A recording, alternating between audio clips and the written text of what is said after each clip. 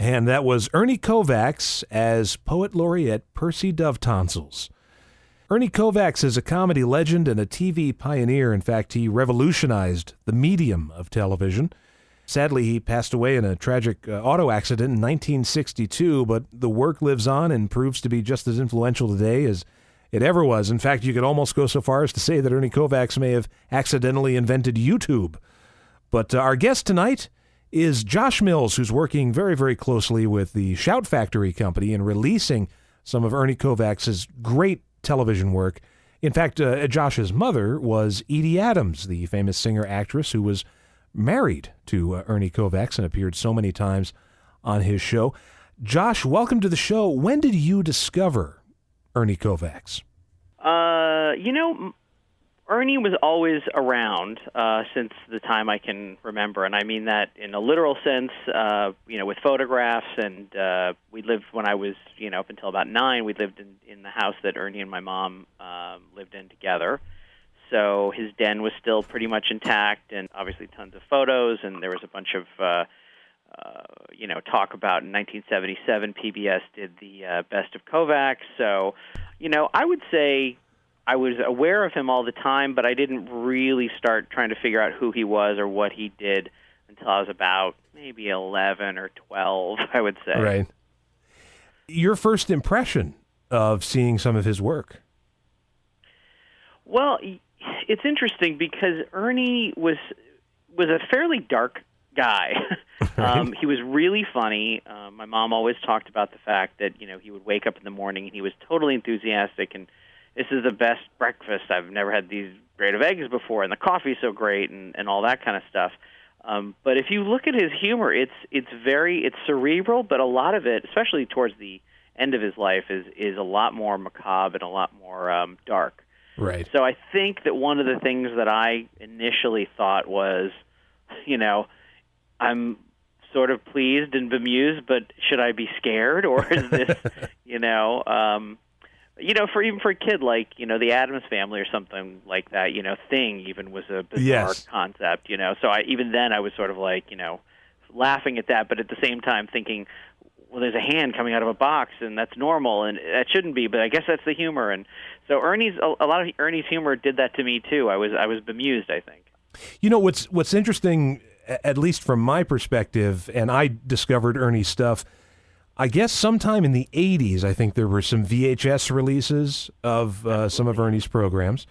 Mm-hmm. And I was just struck that here was a guy who was on television really in its infancy. I mean, it was sort of the beginnings of television as a major force.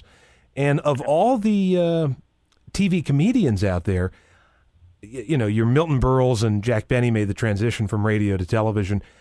Ernie seemed to toil in this world of parodying the medium itself and using the technology of television. And I don't think any of the other comedians, as fine as they are, they're all great comedians, none of them ever really did that. I mean, that's pretty revolutionary.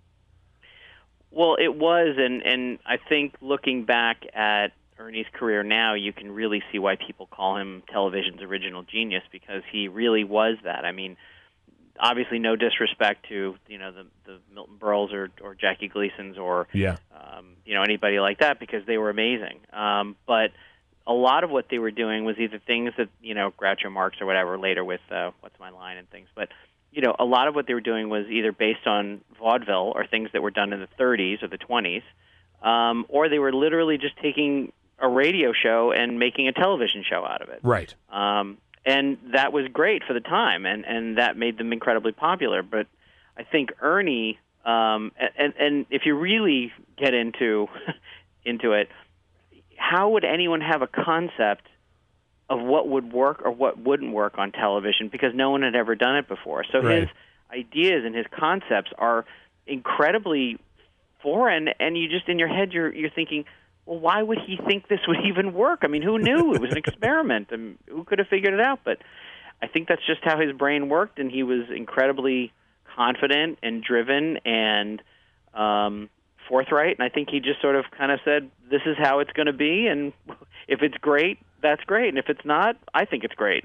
Yeah, and his batting average was pretty good. Yeah. You know? Ernie was always the kind of personality who my mom would say this, she'd say you'd really have to look for him, but if you found him, you definitely you knew where he was going to be because you were looking for him. He was on 4 different networks. He was on a morning show. He was on a local show. He was on a late-night show, a daytime show, a cooking show. He never got amazing ratings, but he always got critical praise, and he has a rabid fan base of people who saw him in the 50s and just thought, what is this? This is not, George Burns and Gracie Allen. I mean, what is this?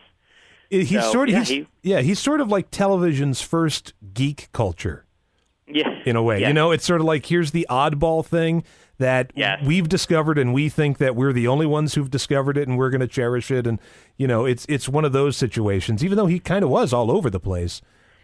Well, and what's interesting about that is that he really had a sense that, unlike the stage or movies or anything else, you're going into someone's living room and they're actually watching you, in their underwear or, in the, at their end of the day or the beginning of their day. And I think that the intimacy that he understood that a lot of shows didn't really understand at the time, and which is why he would address the camera, which you didn't do. And, he would kind of make jokes about, well, this joke fell flat and let's kind of move on and things like that. He really kind of played to almost one person. He didn't really play it broadly. And that kind of intimacy with the viewer, I think, is what made such, rabid fans, because they thought, oh, my God, he's talking to me like I'm the only one who sees this. And, of course, there was a lot more, but that's how it was perceived by a lot of people. So I agree. Yeah, it's radio has that kind of intimacy, and he might be one of the first people to ever achieve that kind of intimacy with television, which is remarkable. Yeah, I agreed. So we move ahead, obviously. I suppose it was maybe 4 or 5 years ago, this whole situation with Shout Factory started up, because as I had mentioned, some of the episodes had come out on VHS in the mid to late 80s, and now I'm assuming that your mom must have had all of these shows, or she had the legal rights to these programs? Yeah, in shortly after Ernie died, within a few years after he died in January of 1962, and probably 1963, 1964, someone alerted her that Ernie's tapes were being destroyed, and they were being used for either public service announcements or weather reports or game shows, and what was the point of keeping an old show? I mean, it was just taking up space, right? I mean, why would you want to keep that? And my mom is sort of the de facto patron saint of preservationists, because she went to her lawyer and said, go to all the networks and anything that says Kovacs I will buy. And she did. So she was really aware before, even the VCR was or a Betamax or anything like that, and now we're on to digital streaming and all that other stuff, but that there was a reason. So she, in the mid-'60s, essentially paid for and bought this stuff, and believe me, we're still paying the bills on them. We're storing them properly and all that kind of stuff. But at the same time, there is a treasure trove of things that have never been seen, and we made this great deal with Shout Factory, and they're good people, and we sort of just said, you tell us what you think, and we kind of worked, and people know his ABC specials because that was what you're referring to as the best of Kovacs, because that was essentially what PBS put together in 1977, I believe it was. But my mom always maintained that was not really the best of Kovacs. It was amazing stuff, but some of the stuff he did in daytime or daily shows were even better. And so that's why it was sort of great to put this stuff out there, because there was another side to Ernie that hadn't been seen. If you didn't catch it, his broadcast in 1956, you didn't see it. So and it's good also because it's much better quality stuff than I'm sure you had to have been aware that there have been some gray market things that have come out, from little fly-by-night companies that had somebody's kinescope of a kinescope of a kinescope, and it just looks horrendous. And now we get as good a quality as you can get. Well, ironically, and I kind of brought this up jokingly to the people at Shout Factory, at one point there was the Shout Factory people were Rhino Records, essentially. And there was a Rhino Ernie Kovacs thing, and we had to, this is in the early or mid-'80s, we had to put a cease and desist order out against them. So I kind of reminded them of that when we were doing our deal, that, yeah, you guys know this material pretty well. But that was, just kind of... Water under the bridge now. Yes, exactly. So we've got Go ahead, sorry. I was just going to say, we've got the first box set, I think that was ever released of Kovacs material that came out a couple of years ago, and that includes, as you said, an example, I suppose, of everything Ernie did on television. Yeah, that actually came out in April of 2011, and it was a 6-disc set, and if you were lucky enough to get it through shoutfactory.com, you got a 7th disc with purchase, so there's a bonus disc, which had literally stuff that we were almost shocked that existed, but there was essentially the precursor to Tonight Show, which was called Tonight America After Dark, and there was a couple other ones, so those were on the 7th disc.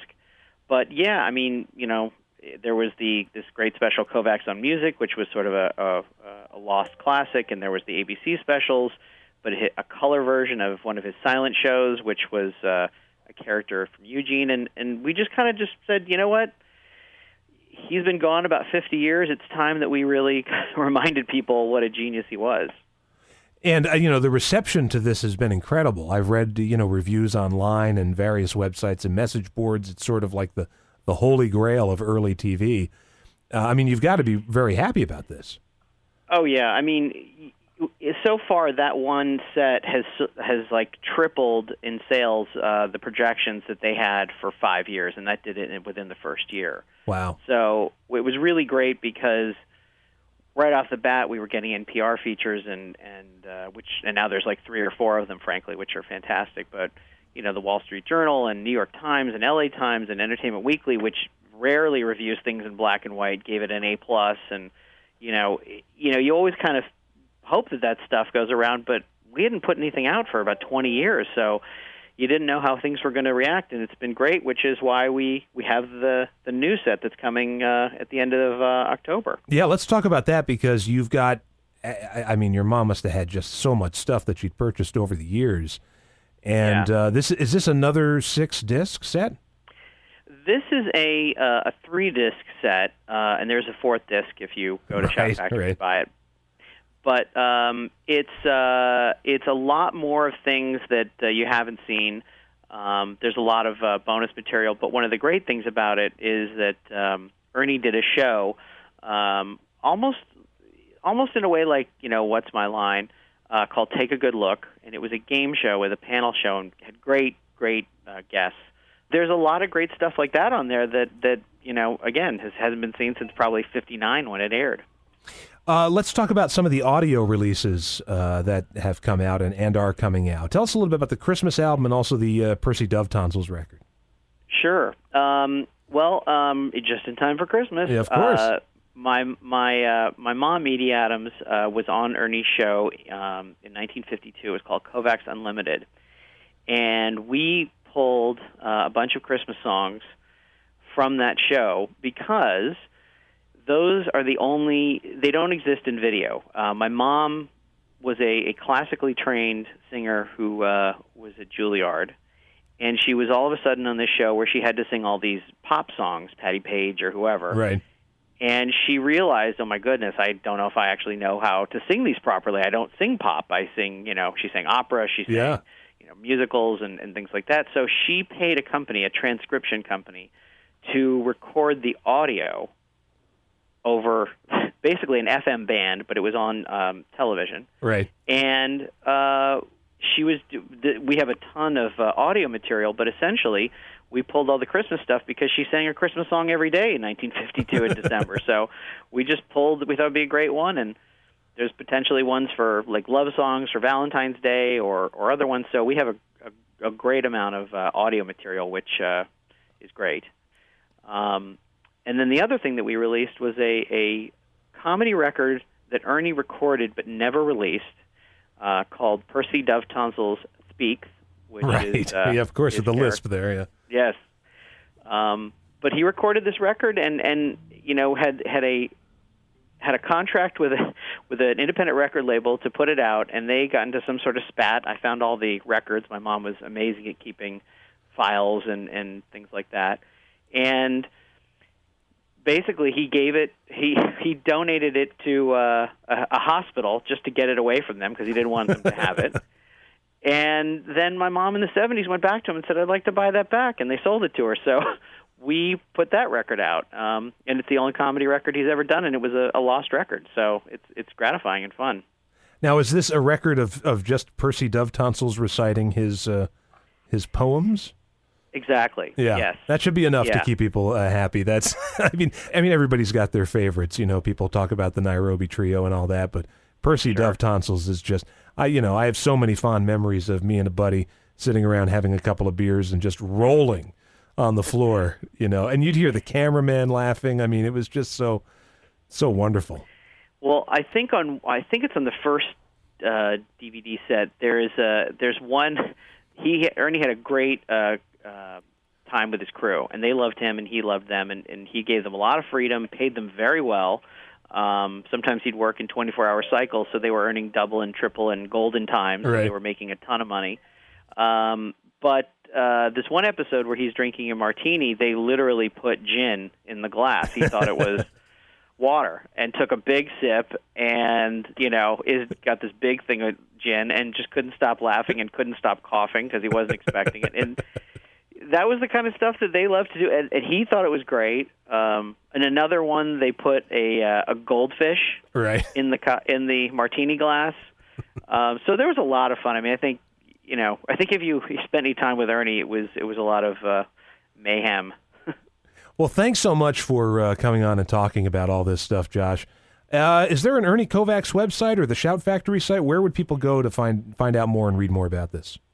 Sure. Well, there is ErnieKovacs.com. There's also EdieAdams.com. And if I'm not mistaken, it's ShoutFactory.com, but I will double-check that. But, please. And actually, there's another one, OmnivoreRecordings.com for the audio. Very cool. Thank you, man.